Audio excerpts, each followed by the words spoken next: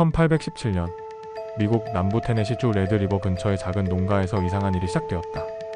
평범한 농부였던 존 벨과 그의 가족은 오랫동안 강가의 고요한 삶에 익숙했다. 하지만 어느 날부터 집 안구석에서 설명할 수 없는 소리가 들리기 시작했다. 벽을 두드리는 둔탁한 소리, 마치 손톱으로 긁는 듯한 날카로운 소리, 바닥 밑을 기어다니는 정체 모를 울림.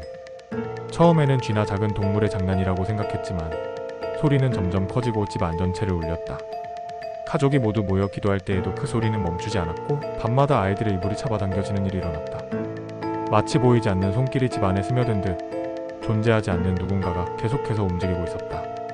처음에는 단순한 불안이었지만 곧 집안의 일상이 뒤틀리기 시작했다.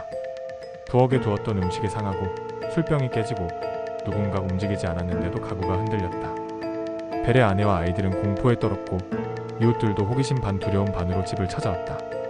그 앞에서조차 기묘한 현상은 멈추지 않았다.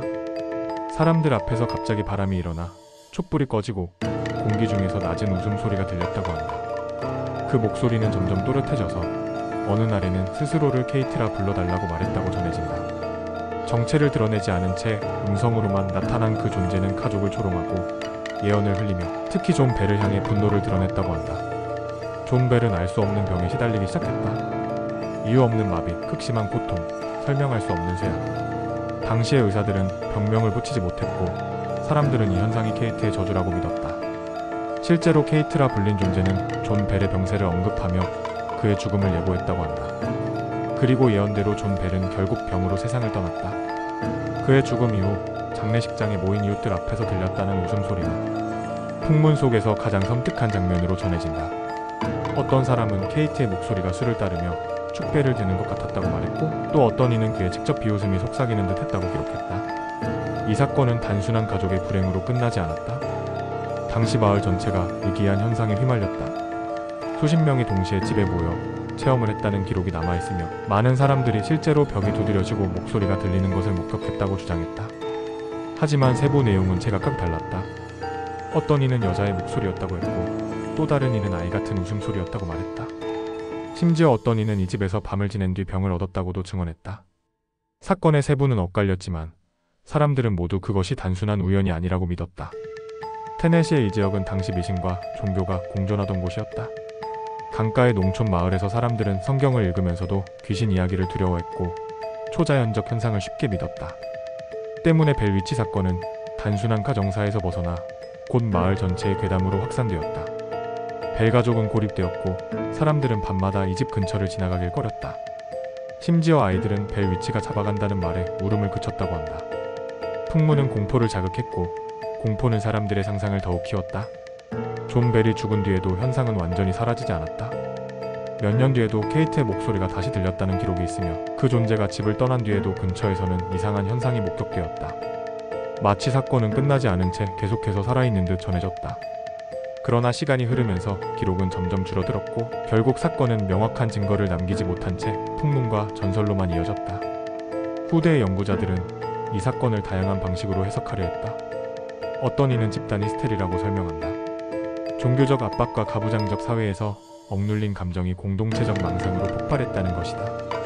또 어떤 이는 벨 가족 내 갈등에서 비롯된 이야기라고 추측한다. 존 벨의 재산 문제나 가족 관계가 갈등을 불러왔고 그것이 귀신 이야기로 포장되었다는 해석이다. 심지어 일부 연구자들은 실제 범죄나 학대를 덮기 위해 초자연적 이야기가 더 씌워졌을 가능성을 제기하기도 했다. 그러나 이런 해석들 역시 추측일 뿐 확정된 증거는 나오지 않았다. 기록의 대부분은 후대에 쓰인 책이나 증언집에 의존하고 있으며 실제 사건의 진실은 안개 속에 남아있다. 그럼에도 불구하고 벨 위치 사건은 미국 역사에서 가장 유명한 유령 이야기로 자리 잡았다. 지금도 테네시의 이 지역에는 관광객들이 찾아와 당시의 집터를 방문한다. 일부는 기이한 사진을 찍었다고 말하고 또 어떤 이는 속삭임 같은 소리를 녹음했다고 주장한다. 그러나 과학적 검증은 이루어지지 않았고 오히려 사람들의 두려움과 상상력이 사건을 다시 불러오고 있는 셈이다. 진실보다는 허구, 풍문이 힘을 얻고 있는 것이다. 문화적으로도 벨 위치 사건은 큰 영향을 남겼다. 소설과 영화, 다큐멘터리에 수없이 재구성되었으며 유명한 공포 영화의 영감이 되기도 했다. 블레어 위치 프로젝트 같은 작품이 바로 이 사건에서 영향을 받았다고 알려져 있다. 미국 남부의 어두운 밤, 작은 농가에서 시작된 속삭임은 이제 전 세계 공포. 문화의 원형 중 하나로 소비되고 있다. 이 사건이 지금까지도 회자되는 이유는 명확하다. 사건은 결코 완전히 설명되지 않았기 때문이다. 증거는 부족하고 기록은 모호하며 결론은 불확실하다. 그러나 바로 그 불확실성이 이야기를 계속 살려왔다. 사람들은 설명할 수 없는 현상에 직면할 때 상상을 통해 빈자리를 채운다. 상상은 기록보다 더 오래 남고 풍문은 사실보다 더 널리 퍼진다. 벨 위치 사건은 그 대표적인 사례다. 200년이 지난 지금도 이야기는 미국 민속회담의 정수로 남아있다. 밤이 되면 누군가 여전히 속삭이고 있을지도 모른다는 두려움, 보이지 않는 손이 아직도 이불을 잡아당길지도 모른다는 상상, 그리고 그 모든 것을 사실처럼 떠받치는 풍문. 설명을 멈출 때 소문은 더 또렷해진다. 진실이 아니라 허구와 풍문으로 이어지는 이야기. 이제 질문은 당신에게 남는다. 만약 오늘 밤 그 집에 들어선다면 무엇을 듣게 될까? 바람이 흔드는 나뭇가지 소리일까? 아니면 정말로 누군가의 숨결같은 속삭임일까? 그 목소리는 과거의 풍문이 남긴 메아리일까? 아니면 여전히 살아있는 현상의 그림자일까? 당신은 어떻게 생각하는가?